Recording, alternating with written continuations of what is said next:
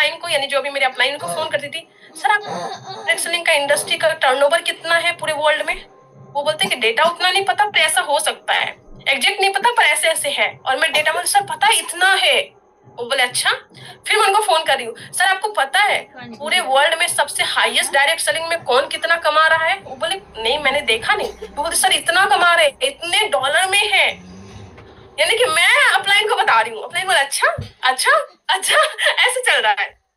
तो ऐसा था कि मैं थोड़ा थोड़ा जोन में आ रही थी, लेकिन मेरी लाइफ जो परिवर्तन हुई वो हुई जब मेरी अपलाइन बिहार कटिहार से ट्रैवल करके कोलकाता आए थे बाई कार, और मुझे एक एनिवर्सरी प्रोग्राम में लेके गए थे। और उस एनिवर्सरी प्रोग्राम में जाने के बाद मैं कन्विंस हो गई कि यस मुझे करना है। तो वहां पे थोड़ा कन्विंस हुई, थोड़ा डेटा वेटा देखा, फिर आके मैंने सर्च किया, और सर्च करने के बाद पूरी रात मैं नहीं सोई थी, सच बता रही हूँ, पूरी रात मैं नहीं सोई थी इस प्रोग्राम के बाद में। और मैं वेट कर रही थी कि सुबह हो सुबह हो सुबह हो, ताकि मैं अपलाइन को फोन करूँ। और मैं मोहन सर को फोन की, मैं बोली सर रॉयल्टी कैसे आती है? ये beginner, starter, opener, eagle, runner, winner, ये सब सब सब स्किप किया मैंने, क्योंकि मैं वहां पे टीसी सर रॉयल्टी अचीवर को सम्मान दे रहे थे, पैसिव इनकम की बात कर रहे थे, और मुझे रॉयल्टी वाला शब्द जो है मुझे थोड़ा सा पता था, तो उस तरीके से। लेकिन पैसिव इनकम क्या है वो मुझे पता नहीं, रॉयल्टी का थोड़ा सा आइडिया था। दोनों सेम होता है पर थोड़ा सा ही है। तो मेरी अपलाइन तो खुश हो गई होगी कि सीधे रॉयल्टी की बात कर रही है, अभी तक बोल रही थी करेंगे ही नहीं, करेंगे नहीं। तो मेरी अपलाइन बोले कि एक काम करो, अगले संडे तुम कटिहार आ जाओ। और मैं कोलकाता से ऑलमोस्ट 500 किलोमीटर ट्रैवल कर करके बाय ट्रेन से अपलाइन के घर पे पहुंची थी, आरसीएम कैसे करना है ये सीखने के लिए। ये बात मैं क्यों हाईलाइट कर रही हूँ? क्योंकि आज के टाइम पे अगर किसी को बोल दिया जाए कि एक काम करो 20 किलोमीटर दूर आ जाओ, आपका काउंसलिंग कर देते हैं, तो डाउनलाइन लोग क्या बोलते हैं, सर एक काम करते हैं ना, 10 किलोमीटर आप आ जाइए, 10 किलोमीटर हम आ जाते हैं, बीच में एक चाय का दुकान है, वहां पे बैठ के काउंसलिंग कर लेंगे। मतलब कि ऐसा होता है कि नहीं होता है? और सर वो जो चाय का पैसा है ना, वो तो आपको ही देना पड़ेगा, क्योंकि आप अपलाइन है। ऐसे मेरे साथ कई बार आया, सबके साथ ऐसा होता है, क्योंकि अपलाइन है इसलिए आपको पैसा देना है। तो लोग 25 किलोमीटर भी ट्रैवल नहीं करते अपलाइन से काउंसलिंग लेने के लिए, अपलाइन से मिलने के लिए, अपलाइन के साथ में बैठ के डिस्कस करने के लिए। और मैं स्टार्टिंग में ही 500 किलोमीटर दूर ट्रैवल करके गई थी अपने अपलाइन के पास में, और अपलाइन के पास में गई थी, और मुझे तभी कुछ पता ही नहीं था, क्या पता होगा। जैसे ही मैं उनके घर में एंटर की, बोले कि मधु गाड़ी लेके आ जाओ, बैठ जाओ। और मेरी अपलाइन की जो वाइफ है, मतलब जिनको मैं आंटी बोलती, रूपम आंटी बोल रही है, अरे बच्ची अभी आई है, पानी तो पीने दो। और मेरी अपलाइन बोलती है पानी वानी बाद में पिएगी, पहले बैठो सब कुछ काम खत्म करते हैं। उस तरीके की स्ट्रिक्ट अपलाइन मेरे।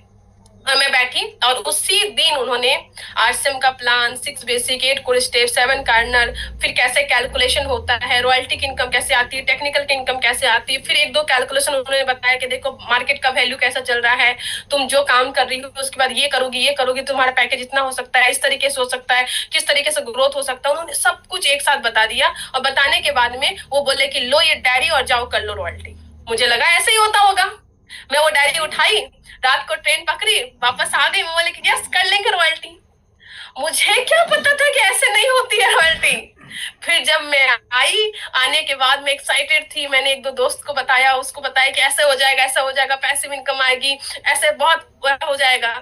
और जो लोग बोलते हैं ना कि हम तुम्हारे लिए जान दे सकते हैं, हमारे तुम्हारे लिए तो चांद सितारे तोड़ के लेके आ सकते हैं, जो जान देने की बात करते थे ना, उन्होंने आधार कार्ड नहीं दिया, आधार कार्ड नहीं दिया ज्वाइनिंग के लिए।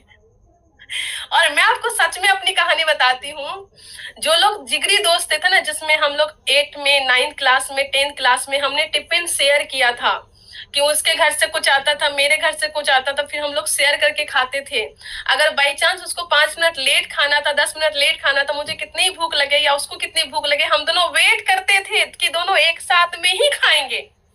उन्होंने मेरे को डॉक्यूमेंट दे करके, मैं ज्वाइनिंग करके डॉक्यूमेंट लेके आई। उस टाइम पे 2000 अगर 16-17 की बात करूं, 2017 की बात करूं, तो उस टाइम पे क्या होता था कि आपको वो डॉक्यूमेंट भेजना पड़ता था 2017-18 में। अगर उस टाइप के लोग वहां पे होंगे तो मैं आपको बताना चाहती हूँ।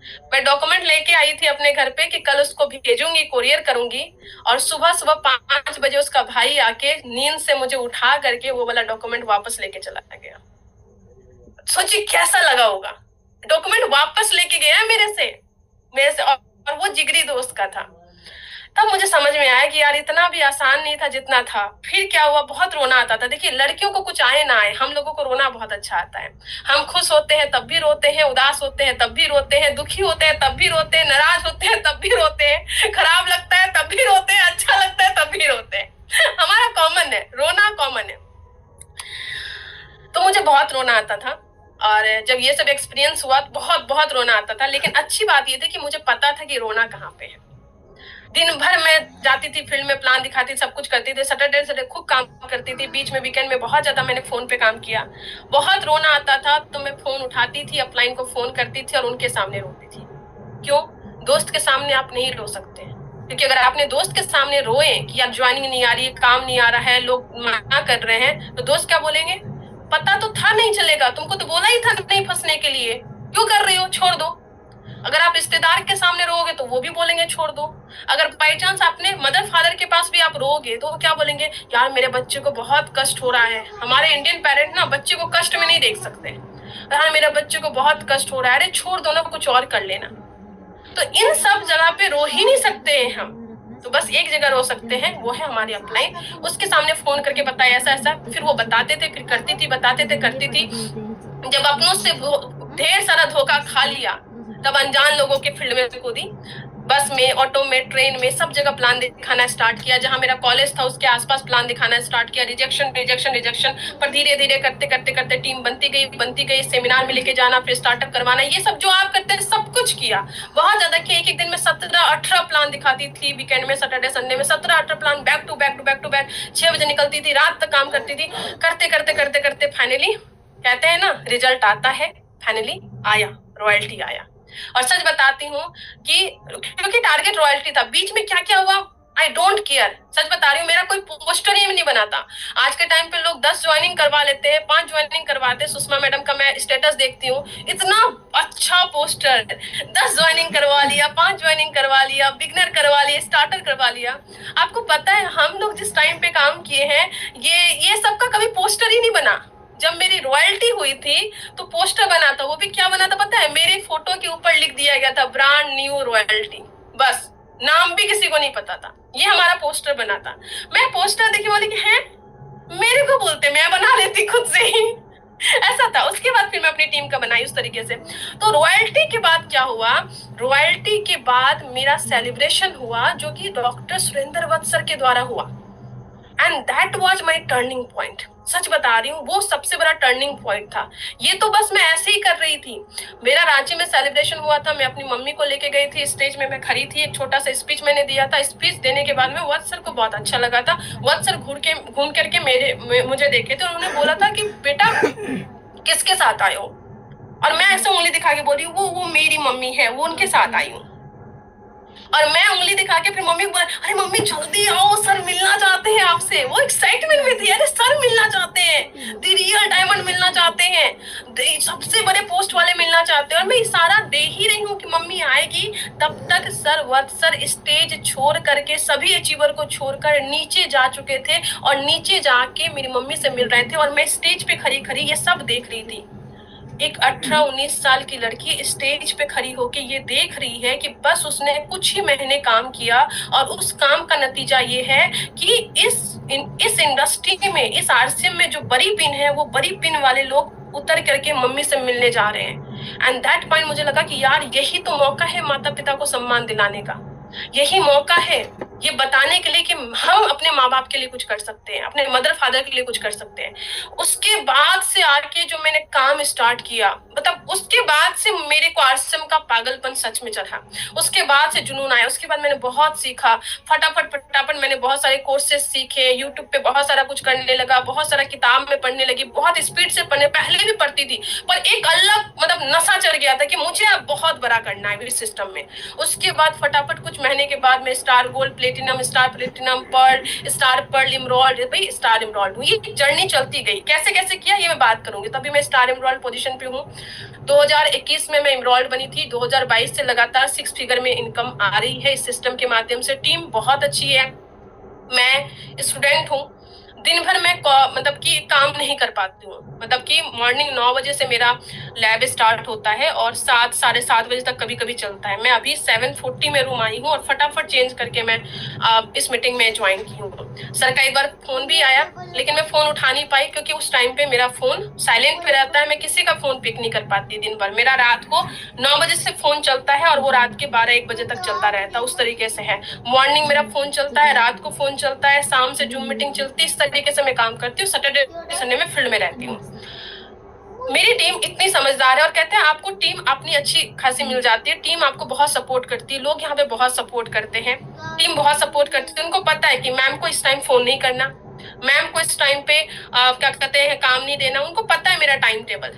लोगों का कॉल रात को आता है, सुबह में आता है, बीच में मैसेज आता है, व्हाट्सएप पे वॉइस नोट आता है। टीम का बहुत सपोर्ट है, जिस कारण मैं यहाँ पे हूँ। अपलाइन ने सिखाया, डाउनलाइन ने ऊपर बढ़ाया, उस तरीके से सब कुछ करते हुए आज बहुत ज्यादा प्यार मिला है। सुषमा मैम बोल रही थी बार बार कि सबसे कम उम्र की, सबसे कम उम्र की। तो देखिए इसमें मेरा कोई हाथ नहीं है। भगवान की ऊपर वालों की कृपा से मुझे कम उम्र में समझ में आ गया तो कम उम्र की बन गई। उसके अलावा और कोई हाथ मेरा नहीं है। अगर मुझे भगवान ने दिमाग सही से नहीं उस टाइम चलवाया होता तो शायद मुझे लेट से समझ में आता, और लेट से समझ में आता तो शायद मैं कम उम्र की नहीं बन पाती। तो ऐसा ही है। तो अब मैं बातचीत करने वाली हूँ कि कैसे ग्रोथ में करना है। अभी तक ठीक है आप सभी का बात? अभी तक मेरी बातें समझ में आ रही, मेरी हिंदी समझ में आ रही है सभी को? ठीक है। अभी सब कुछ ठीक है तो यस यस लिख दीजिए ताकि मुझे लगे कि यस सब कुछ ठीक चल रहा है। Yes yes.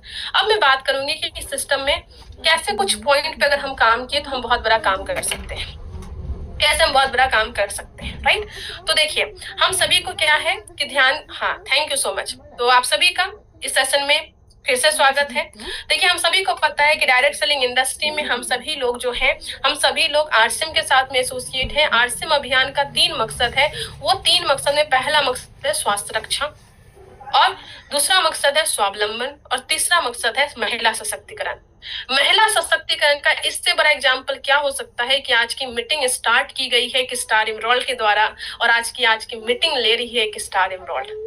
और स्टार एमरोल्ड इसलिए स्टार एमरोल्ड बोलूं क्योंकि स्टार एमरोल्ड एक बहुत अच्छी खासी एक इनकम लेवल है। कहते हैं कि इंडिया में अगर आपकी इनकम 64,000 से ऊपर है तो आप टॉप 3% लोगों में आ जाते हैं, राइट? सॉरी, टॉप 5% या 10% में आ जाते हैं। सोचिए स्टार एमरोल्ड की क्या लेवल है। हम लोग टॉप 3% में आ गए हैं, टॉप 3 या टॉप 2% में है।